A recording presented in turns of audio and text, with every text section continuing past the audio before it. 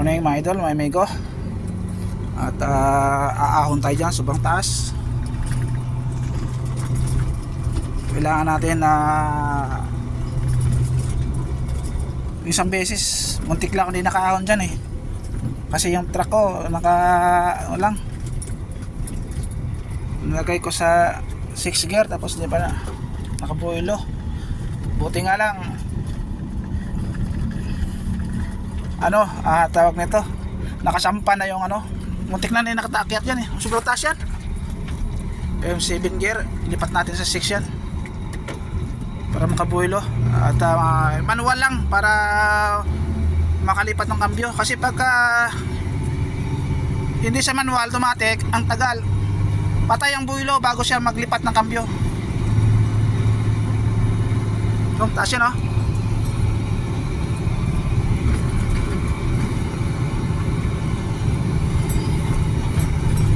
sobrang taas, tarik na tarik.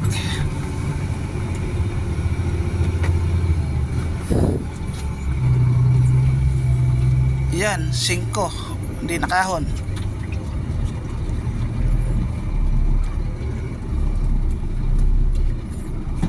Butang yan, yan,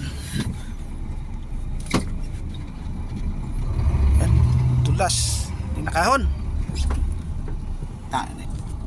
Atras tayo, atras, hindi nakahon. Ulitin natin, bubuilo.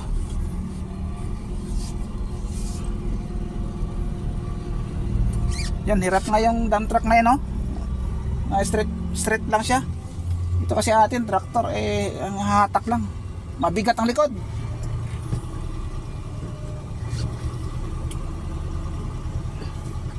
Mabigat ang likod kasi 3 axle tsaka double tire. Kailangan natin bubuilo. Subukan natin nilagay sa automatic, bubuiluhan. Hindi tayo makaahon Doon, dump truck hirap makaahon straight lang yan atin trailer kasi to. Sabi ko nga ba nung una muntik lang ako di nakahon.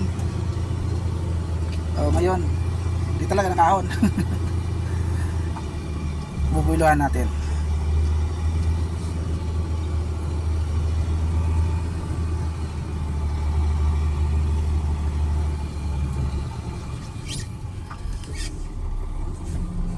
Palampasin natin ang truck na yan. Yan, sikon natin. Buila na natin. Manual.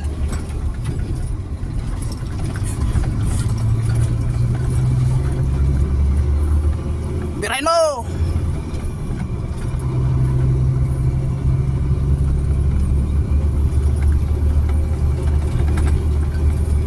Sige, bira. Naka 9. Naka 9 ang gear natin. Ball resonator. Yun, nakahon. Yun, lipat 6 agad. Yung 9 naging 6. Hindi kailangan pala manual. Kailangan pala dito lang. Ang kailangan automatic para makabuilo talaga. Okay, nakahon na rin. Thanks for watching. Pangalawang atim.